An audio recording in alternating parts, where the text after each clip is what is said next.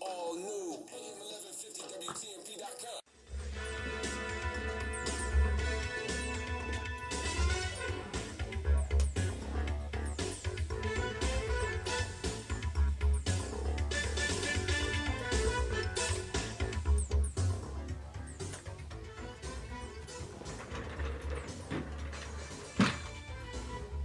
Okay, Tampa Bay. I know folks have been waiting for the elephant for the herds to show up here. Eddie Adams Jr., Gabriel, Phillips, Tim doing his thing, and I've been away from the studio for a couple of weeks now. Because we had the Black Heritage Festival, and then last week I was downtown doing the Jose Gaspar invasion and all the shenanigans that go with that whole thing, So I heard that, the shows from this morning, some of them was off site again, but nobody had let me know, so I'm here in the studio. We live. Yeah, we live. So got a bunch of stuff to talk about, some stuff to make up, as Adam Schiff does. At random, make it up and not mean anything. No. I'm sorry. We don't call it makeup. We call it satire. You're right. And then there's the other concept of well, let's do this. Let's go ahead and get the show started. Run the show, and then along the way we'll make some other stuff. Bring some other information. Find some roadkill along the way. And make it a great show as usual. As always. Because we know this show is about you. It's really not about me and Gabriel and Tim. It's not about the folks here who bring this to you. And we do it because we love it. We've been doing this for over 10 years. So I still haven't gotten a raise. Well, we'll double your salary, next month. Next Nothing month, plus nothing we'll nothing. double your salary. That could be a song. So for those of you who regular listener, you know the routine. If you want to call in during the show and be on the air, I'm making this, real plain, real simple. There was a call-in number. The call-in number is 813-251-9867. Sorry, I couldn't something. I hear, the communication, oh, she couldn't hear. See, that what she was saying. And again, communication. She our engineer. Yeah, communication is a little happening here. And if you've been listening, all morning to some of the shows and some of the engineering here at TMP, on occasion, I'm gonna tell you, anybody who works in tech and understands technology, when it's working, it is great. But when it's not working, the whole world sucks badly. So Find yourself using words to try and repent of later. Yeah. Okay. I think she said she's fixed everything. So. All right, we're good. So we may be good. We may not be good. We ain't taking no chances. We're gonna keep going. And if something comes up, we have some technology that's actually working, some that's here in front of me. So we'll use the tech that's working, and we will continue to communicate with you because we know you are the best audience. You're the greatest audience, in the world. I'm just going to go ahead and say that. Rush Limbaugh thinks he's got the best audience, but I know the Tampa Bay part of it. We got that. We got Tampa. It's something that belongs to Porch Talk Radio. There you go. And number one show rated again. Oh my goodness. And you've been here for so long, and every day I was just telling our engineer that a lot of folks love the show. A lot of folks listen to Porch Talk Radio, but they won't tell their friends because it's not politically correct, even though the show is not politically correct. I guess telling your friends that you listen to the show. Now, what they will do is they will see me out and about, and they will say, Eddie, I listen to your show. My daughter listens to your show. My sister, my mama, whoever it is, they sometimes they don't want to admit that they listen to the show, and that's okay. Sometimes I can read between the lines, but some of the stuff they talk about is stuff only folks who listen to the show could say or would say. So again, I can read between the lines. I'm good like that. So let's go ahead and continue the process. If you want to call in during the show, the call-in number is 813-251-9867. 813-251-9867. If you want to call me after the show and talk about something that we said or something we did or something that's going on, my cell phone number, Eddie Adams' cell phone number, the host of the show here, been host for 10 years, is 813-230-3312. 813-230-3312. You want to email me, Eddie at porchtalkradio.com. Eddie at porchtalkradio.com. And if you want to text me, you got my cell phone. If you want to email the radio show, you just email me. And then if you want to go to the website porchtalkradio.com. It's a lot of things that's going on in the last couple of weeks, and I feel an obligation to mention what happened to Kobe Bryant. And not that I was a Laker fan, not that I was a Kobe Bryant fan, but I've kind of, over the last week, was just wondering to myself, I said self, Eddie Adams, how do a luxury helicopter, I mean, he didn't have some rental from down the street, rent-a-wreck or something. He had a luxury helicopter run into the side of a mountain, side of a hill mountain, at 180 miles an hour and kill everybody. How? Nowadays, they have a device that every airplane has on it, which constantly tell you where the ground is, where the horizon is, where the ground is, based upon where you are. Now, I actually heard the conversation between the pilot and the person that they was talking with, from the FAA. They was communicating with him, said, well, we will follow you, and then he got so low to the point, said, well, you're too low for us to follow you. That right then should have said something to the pilot that I need to gain some altitude. But he was flying in a canyon. He was following A1A, 8101 or something. He was following a highway that pretty much should have took him to where they were going, and that was the route. But see, at some point in time in the process, he spent like 10 minutes in a circular pattern. So he was just going around in circles for 10 minutes for some of the traffic in the area to clear out, and then he started on his way again. The instrument that tells a pilot where you are in relationship to the ground at all times cost about $400. Now, this is a luxury helicopter. And it was his own. He owned it. $400 is no money. It wasn't his own, from what I gather. There's a lot of bad information out there. So he had a contract, if not, because he had a contract with some organization that provided him the vehicle, Right. if it wasn't his personal. It wasn't his personal, because the pilot had done this trip before, but they do other trips and do other So the things. charter probably. It may have been a charter. Yeah. And they were just going to a game. Because he traveled all the time by helicopter. He was going to his daughter's game. So this process had happened many times before. But now I'm gonna tell you something from my personal experience. Flying in and out of clouds. I have been to Hawaii.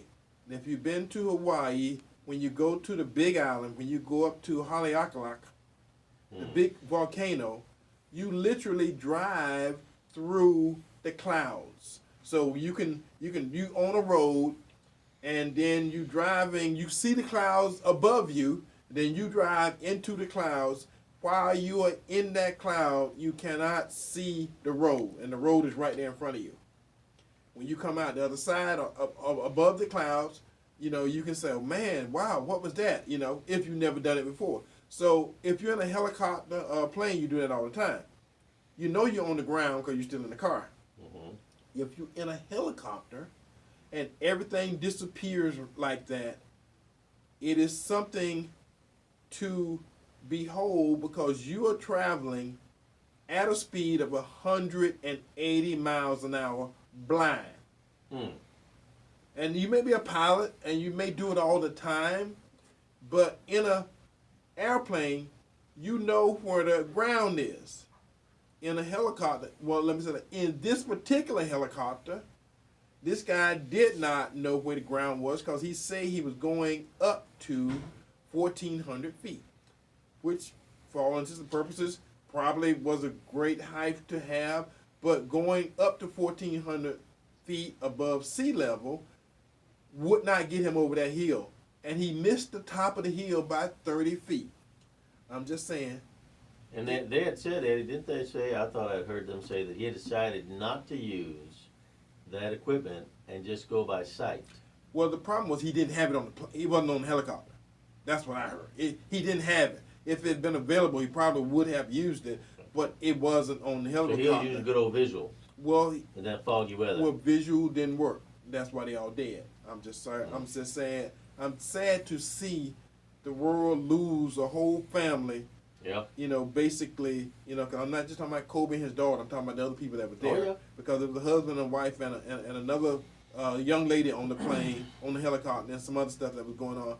And sometimes money puts you in positions to where you're not careful. Because I'm sorry, it don't matter how much money you got. There's some things that's gonna make flying safer.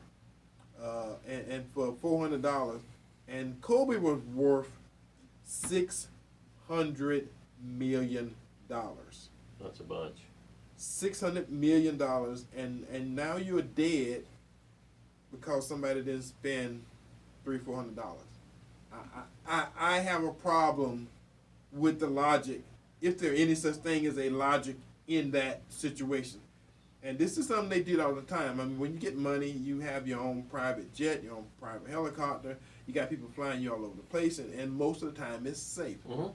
But I don't think it's ever, this is me personally, I don't think it's ever safe to travel by flight in anything where you don't know where the ground is. Oh, yeah, well, of course. Kind of after the fact I'm just saying, for Eddie Adams.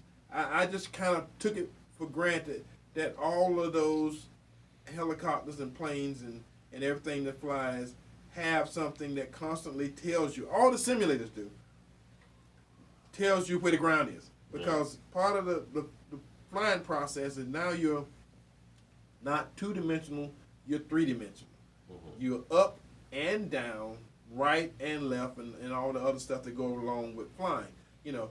With a car, if your car leaves the ground, it's coming back down real quick. I'm just saying, it's not a constant condition where you're going to stay in the air. You're coming down. So, right. So pretty much your travel is on the ground. But when you're in a helicopter, and the pilot said, I'm going up to 1,400 feet. The hill that he ran into, he needed 30 feet more to clear the hill. And the fact that everybody's dead because this guy underestimated the height of the hill, and he was, and once he came out the other side, he had a clear shot to where they was going, and the weather was fine, and everything else was happening. But the clouds were caught in the same, altitude, because that water, vapor, mist that comes off the ocean can't get over those hills either. That's why it's trapped on one side. I've been in places where you can see one side is lush and green and forest and everything, and the other side is like a desert. Yeah. Because the clouds and the rain and stuff never gets over the mountain, never gets over the hill. And that's kind of what happened. So I didn't mean to bring everybody down, but I hate to see something so avoidable puts so many people in a bad place, and Yep. a lot of people in a bad place because of this accident.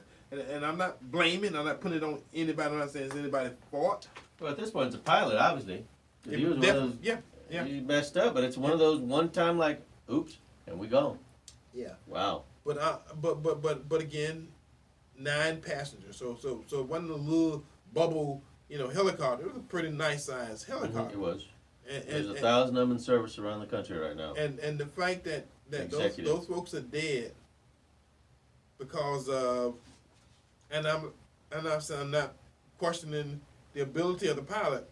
I'm questioning somebody who made a decision not to put that piece of equipment in the helicopter, because everything that flies, I don't give a darn if it's you got a little scooter boot with a little bubble on it riding around the city, around the county, Scooter boot. wherever. You need to know where the ground is if you're in the air.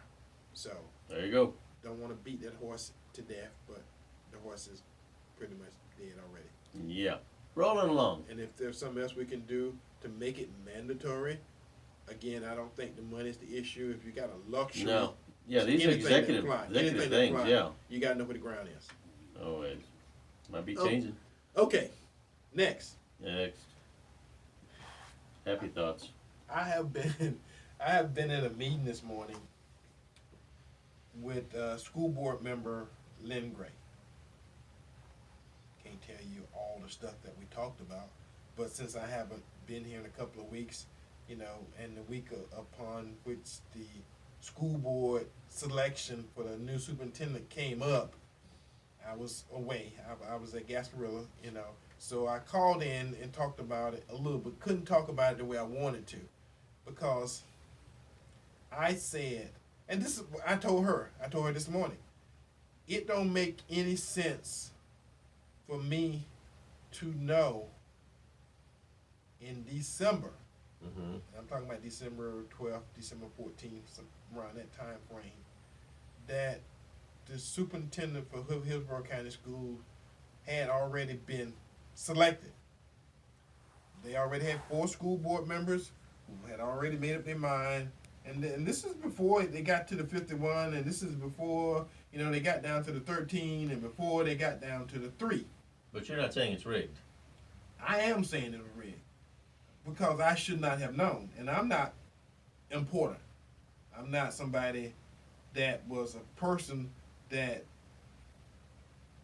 I ain't gonna say shouldn't have got the inside information, but it was more of a warning than it was just making sure Eddie Adams knew that they've already selected the. So that way you wouldn't the spend person. any energy and get the black people at the meeting saying, hey, we have an opportunity to really make a change maybe. Maybe we can get together and let them know, and you were told, don't worry about it, we got this. Well, the problem is, and I told Lynn, again, I'm not holding anything back. This is my conversation. I can't tell you what anybody else said to her or anybody else's conversation. I'm talking about mine. I'm talking about Eddie Adams Jr. conversation with school board member Lynn Gray this morning.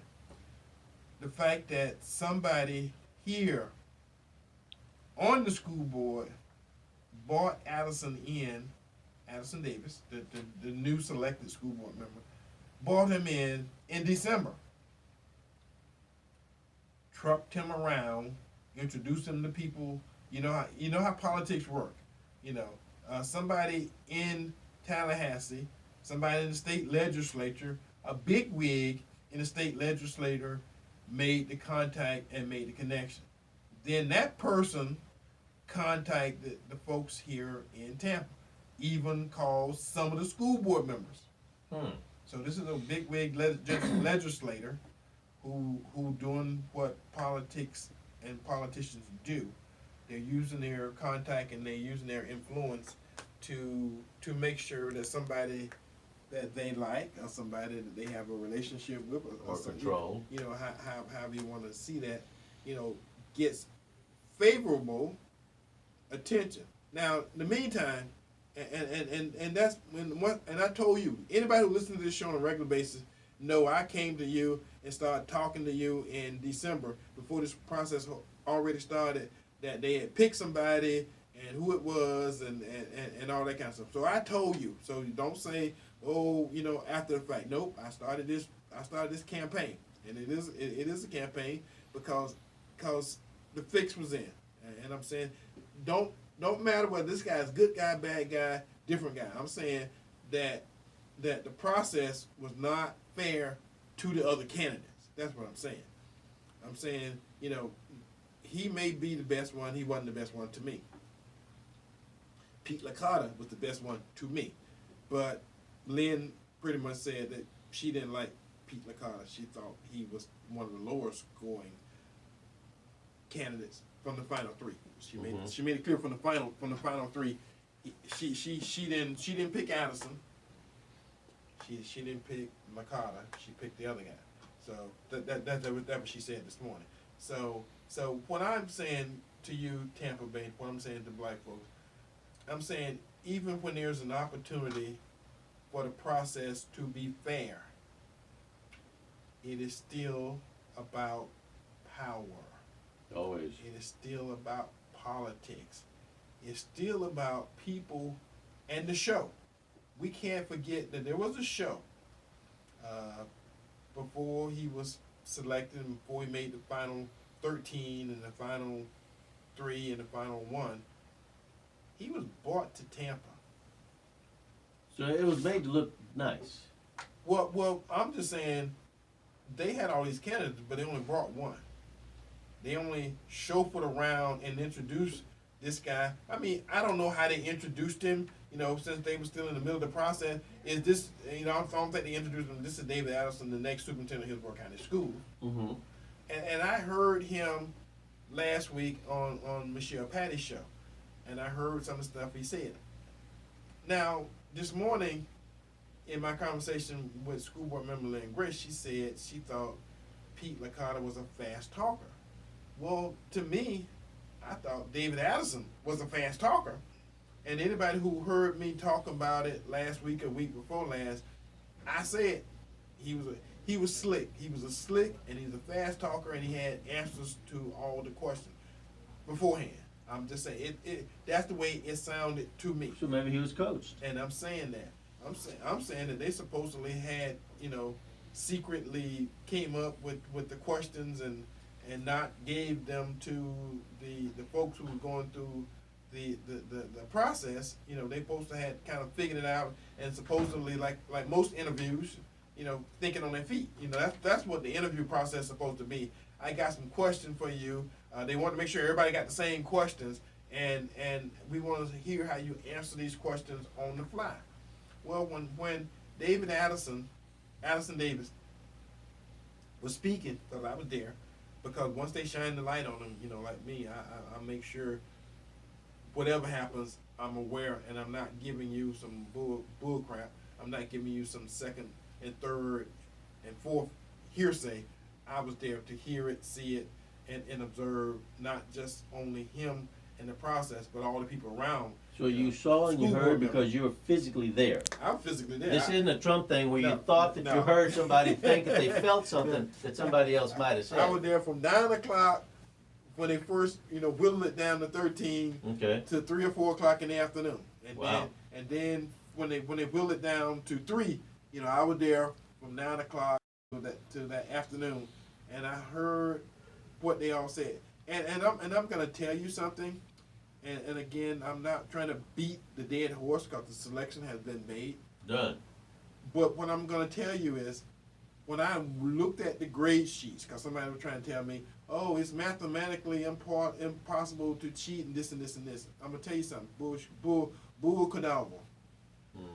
Bull boulder dash.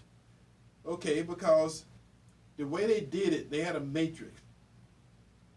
The most you can give any candidate was 6 points. The least you can give any candidate was 0.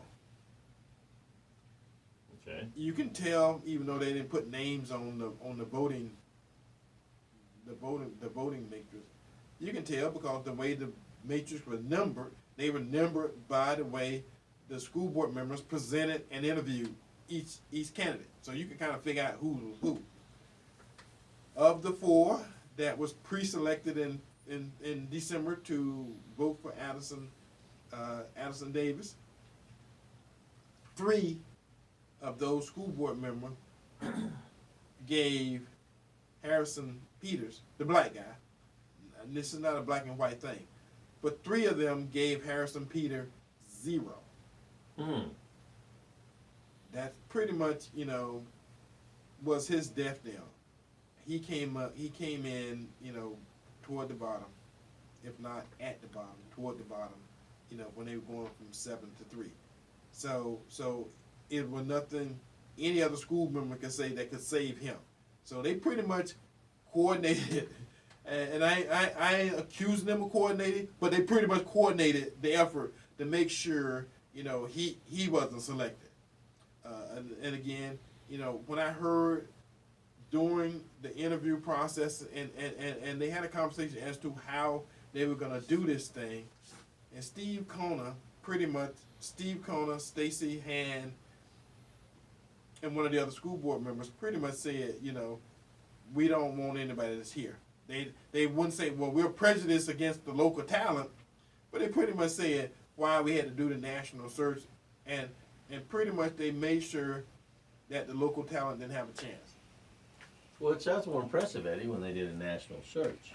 Well, again, I'm kind of reporting. This is all about trying to impress, Eddie, since the fix was already in. Well, it's the horse and pony show, and to make sure the outcome was predetermined. The people who gave Harrison Peters, I don't know whether he was the competition or what the deal was. They gave him 0s and gave Addison Davis 6s. So of course, when they was through, Addison Davis came in up top, and Harrison Peters came in at the bottom. Again, and I heard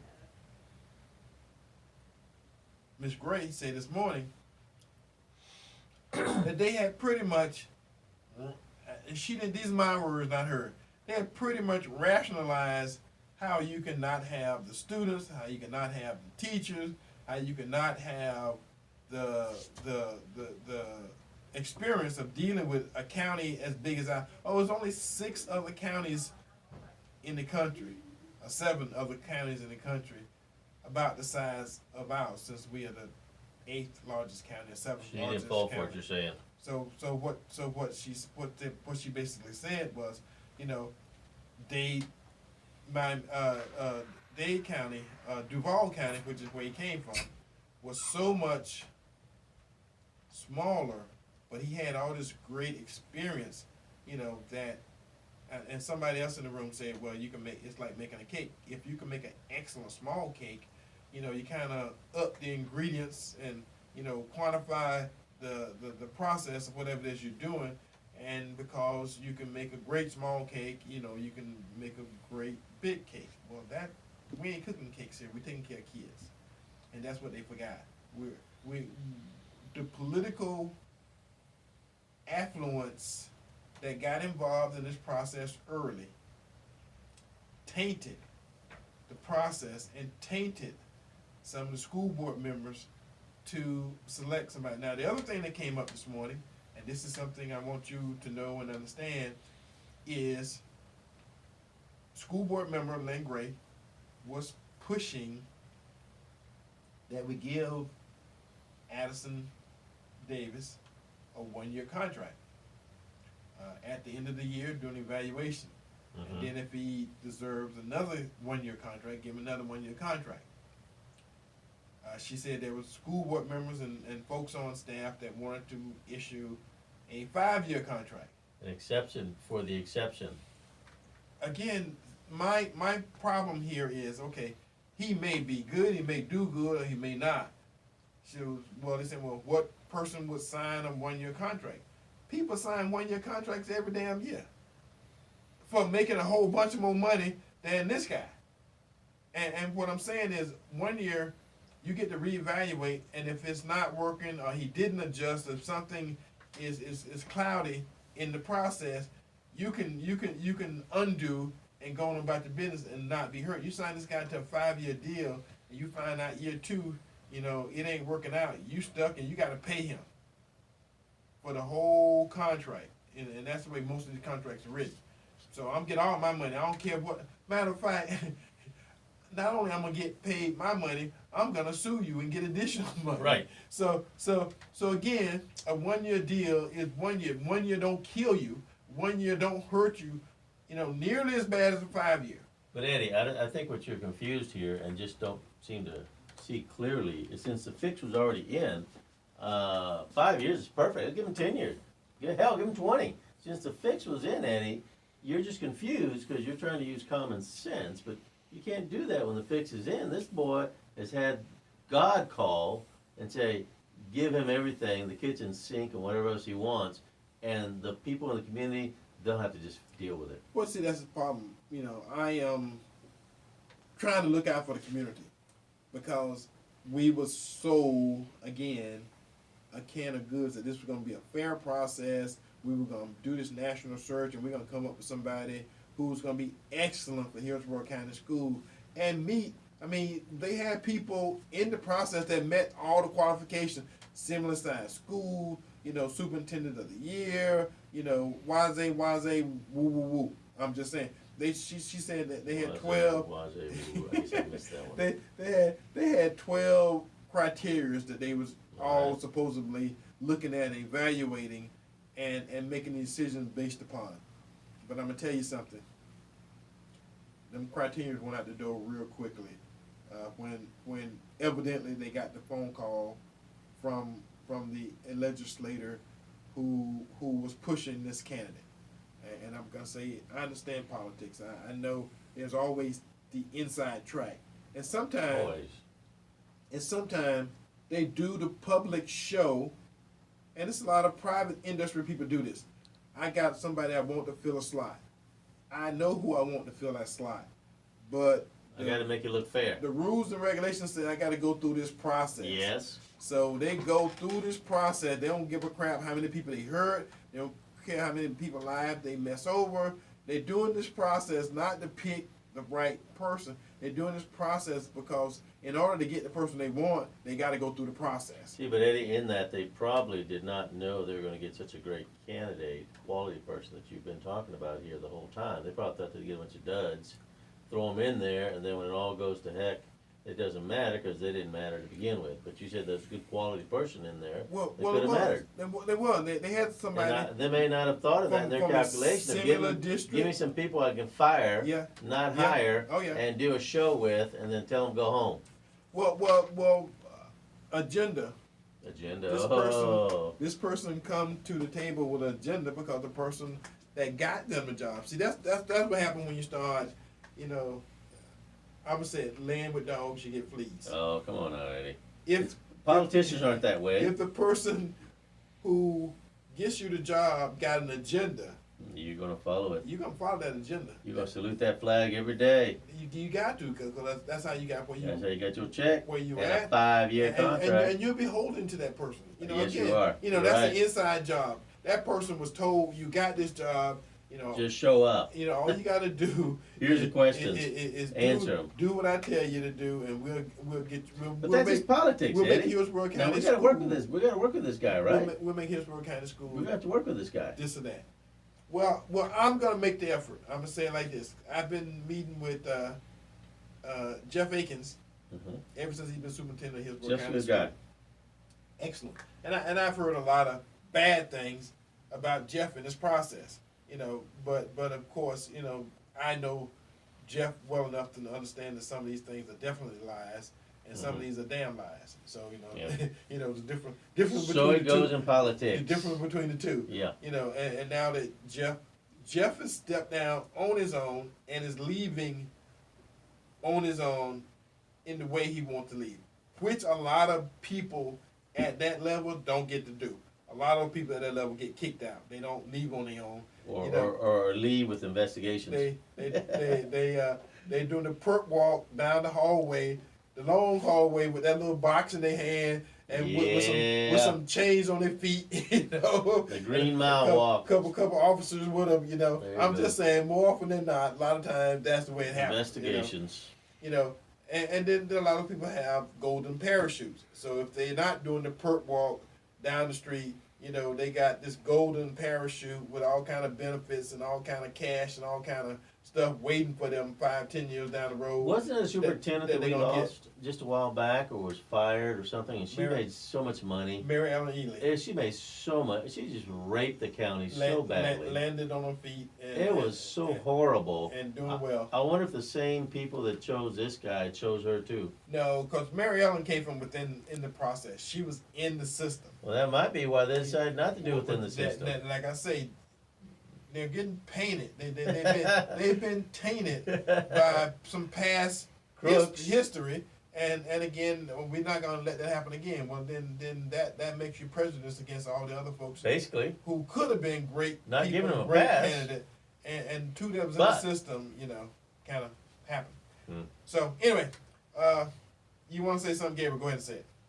Well, no, Eddie, I keep hearing you say we're going to work with this person because we don't have a choice, and whether it was rigged or not, here we go. It's ours now, and he's got. I think I would do a strong fight for the contract thing from a 1 year to a 5 year, since we've had this. From 5 to 1. Yeah, I would switch. I would make that not to where we end up with a disastrous situation happening, and suddenly we're stuck, like with the last one that was just an absolute, just blew up on our face. It's like you can tell these council people, didn't you learn from the last one how bad that idea was? Let's just do 1 year at a time. I think going forward, Eddie, that's really the only option you have, is trying to work that one angle, see if they can do that for you, and get the community involved, because the person's been picked, and you were left out. You showed up to smile, and you were the token one there, and I'm sure you were well-spoken as well. But after it's all said and done, the fix was in. Well, I wasn't well spoken. It was about 20 black folks there besides myself.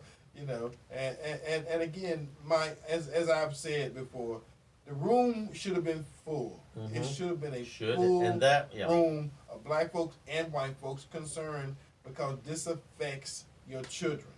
I don't have any children in the system at this point in time. Again, my son and my daughter are both out of the system and have been out for some time, which people say, well, why should you care? I care because it's important to this community that the superintendent of Hillsborough County Schools is somebody that's going to be fair to your kids, that's going to treat them fairly. And one of the things, as I said before, all of the F schools are in one district, and that just happened to be the district of City Councilman Orlando Goose, which is the black district.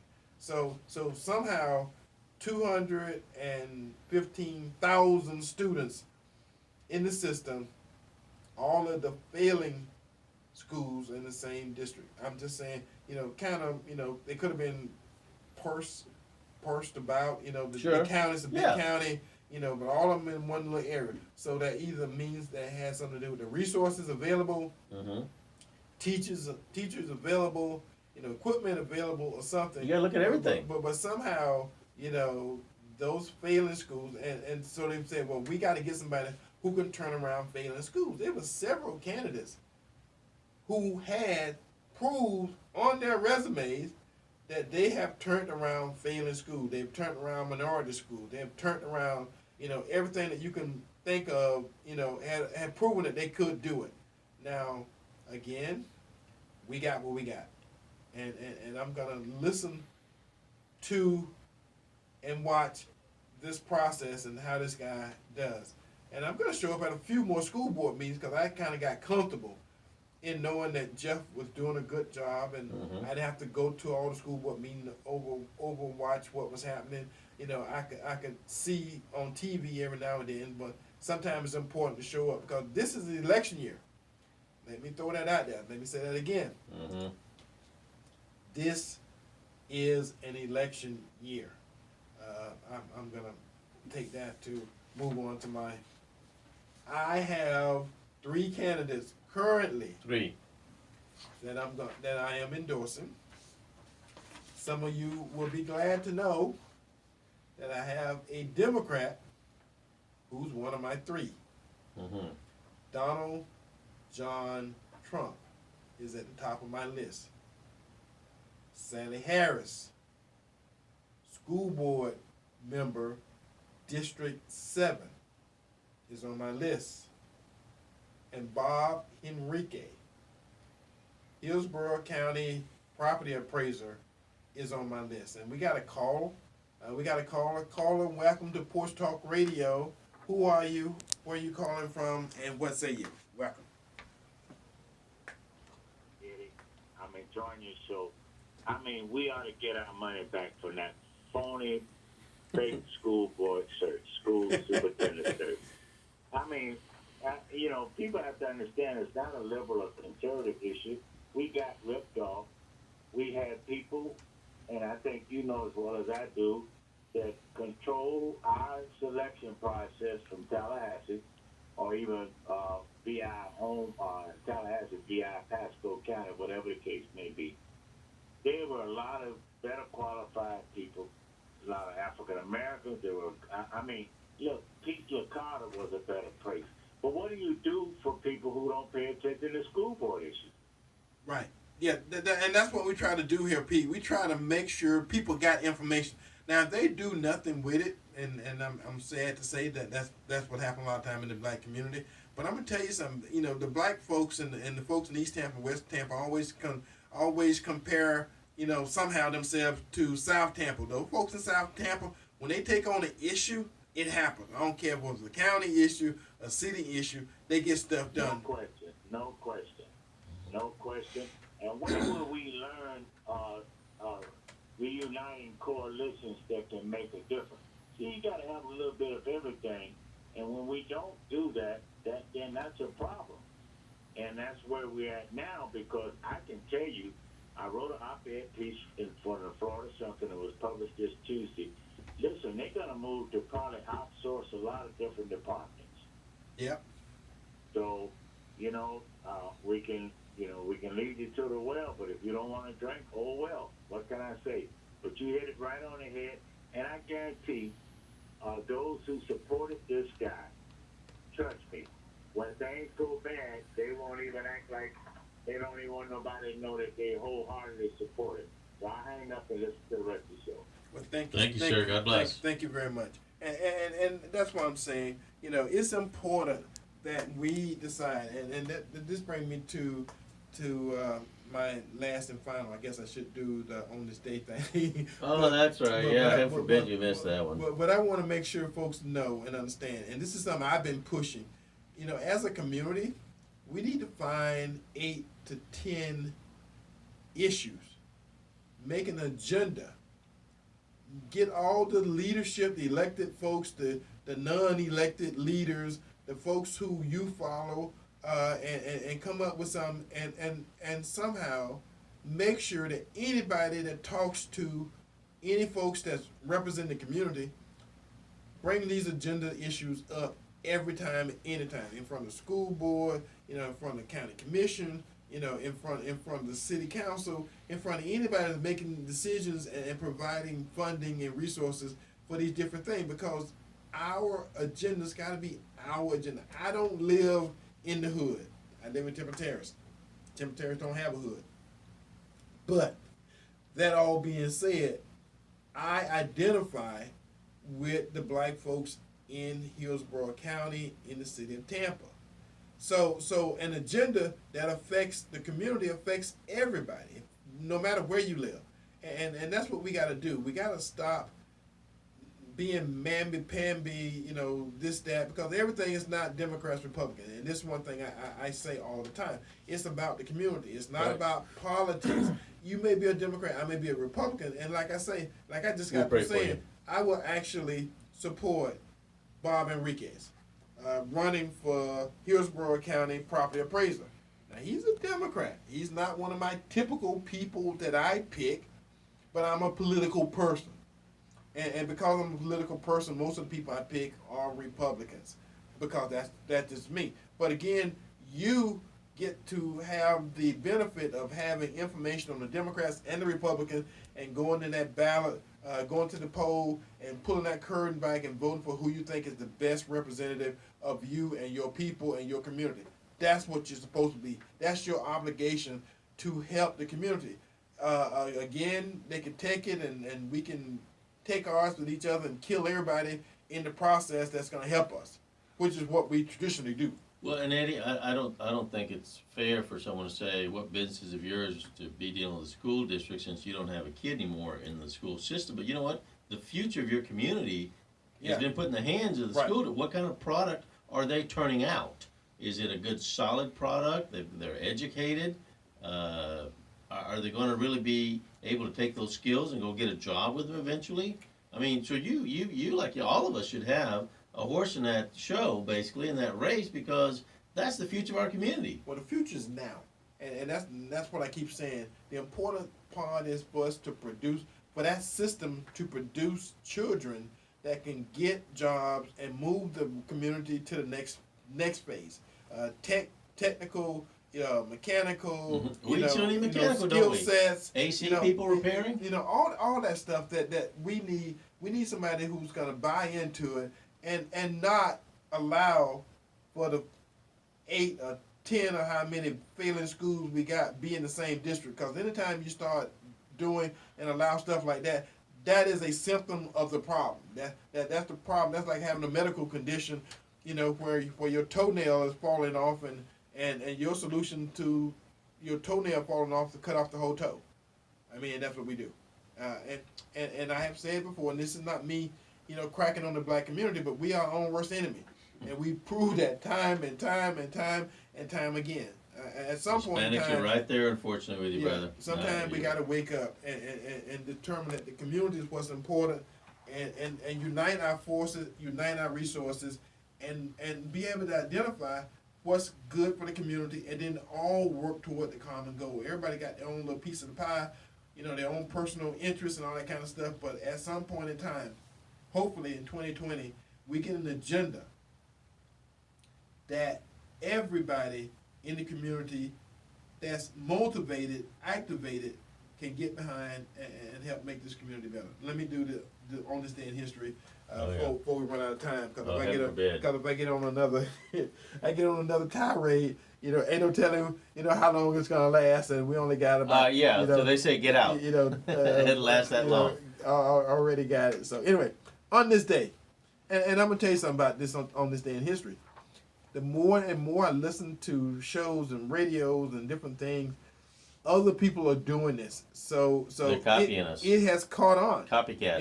And I hear some people trying to do it daily, and some people doing it weekly, and people who I know don't personally listen to this, and I know they wasn't doing this on this day, but I think it's giving something to the community. If you're a trivia buff, every now and then some of this stuff may come in handy. I watched that, Jeopardy's Greatest of All Time. And a lot of this kind of stuff, makes me more educated about the history. And I found out the more and more and more we do this, after you're doing it for years and years and years, some of this stuff is just repeating. So anyway, on this day, February the 1st, 1861, Texas voted to secede from the Union. That was February the 1st, 1861. Mm-hmm. On February the 1st, 1865, U.S. President Abraham Lincoln signed a joint resolution submitting the proposed 13th Amendment to the U.S. Constitution. On this date, now this is Abraham Lincoln. You guys know what the 13th Back Amendment. in the day, him and Trump had a lot of things in common. Yeah. Okay. On this day, February the 1st, in 1919, the first Miss America was crowned in New York City. And on this day, this is something I know you all, will remember. On this day, February the 1st, 1999, the former White House intern, Monica Lewinsky, gave a deposition that was videotaped for the Senate weighing impeachment charges against U.S. President Bill Clinton. That had to have sucked. Anyway. Okay, we got a caller. Caller, welcome to Porch Talk Radio. Who are you? What say you, and where you from? Hello, caller. Yo, let me put out there first. Hello? Are they there? Yes, hello? Yes, go ahead. Yes, Brother Eddie, this is Cato Nord. How you doing? I am doing excellent, Brother Cato. How are you? I'm doing great. I do want to say I've been listening to your show for a little while now, and I definitely appreciate your perspective because whatever you say, it's always on the side of what can be done to better the community overall. I did want to bring out one interesting tidbit as far as closing the superintendent search process. Yes, sir. I'm sure you're aware that Harrison Peters just accepted the superintendent position for the school district of Providence, Rhode Island. Yes. Yes, sir. So while of course we do have a new superintendent, in charge now, and God bless him. Hopefully he will surround himself, with good people who are not yes men and yes women, but people who have a pulse, their hands on the pulse of the community and truly understand, how important diversity and equity, are to our community. But the obvious common sense question is, why was it that, our local folks, pushed Mr. Peters to the bottom of the scores, but yet he is apparently qualified enough to be, immediately offered superintendent position in a region of the country that is known historically for having among the highest quality of educational systems in the country. Yes, And that's part of my takeaway from the process. Just, sometimes we just need to ask common sense questions. You don't have to have a dog in the fight other than, hey, the success and prosperity of the people. And one of the things that Jeff did, and I'm a fan of Jeff Akins, is that he had a highly ranked black administrator, and he had a very highly ranked Hispanic administrator, because he understands how the district works, and to have a district with as many ethnic groups and as much diversity as we have here, that it was important to have people, other than white males, at the top of the food chain, and in his silos that make sense to the community. You see what I'm saying? Absolutely. That is one thing I appreciated about, Mr. Eakins, as he goes out the door. He did make sure, and the board, of course, those who supported him, did make sure that there was representation at the top of the community. Or rather, I apologize, at the top of the leadership. Well, thank you. So I appreciate it. that. Appreciate your Yes, call. sir. Have a great day. Yes, sir. You too. All right, caller. Welcome to Porch Talk Radio. We only got about 2 minutes, so who are you and where you calling from? 1 minute. Joe Robson. Go ahead, Joe. Orlando, Florida, NAACP Winter Conference. I want to say that Eddie, your show been great. And right now, the thing is his contract. And we're looking for performance-based contract because Jeff had one, the senior had one, and he need one. I got Ms. Gears and I got Jeff, and I'll wait for this guy for Jim Porter. So now we need to look at the contract. So Hello? Yep. he can leave. Can you hear me? Yeah, now I can hear you. Okay, yeah. Just like he got here, he can leave, okay? Yeah. And so what we're saying is we got to have a performance-based contract with terms, conditions, just like Ms. Lee and Jeff had in there. But I know for a fact every school in the state of Florida is going to go down in graduation rates because of change in the law. And I want to see them get that trick done. But anyway, this show today, great information because the fix was in and both you and I know it. And that's all I got to say. All right, thank you very much.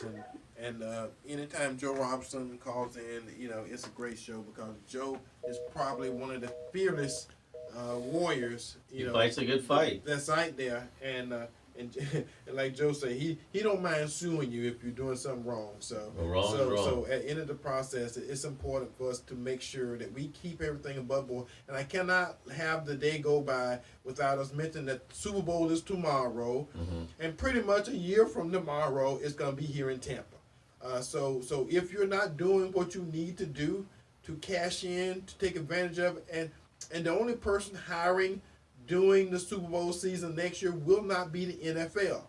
If you got some opportunities, you got some entrepreneurs, you got somebody with a product or service or something, that you think needs to get out there, do it. You got a year to make it happen. So it's important.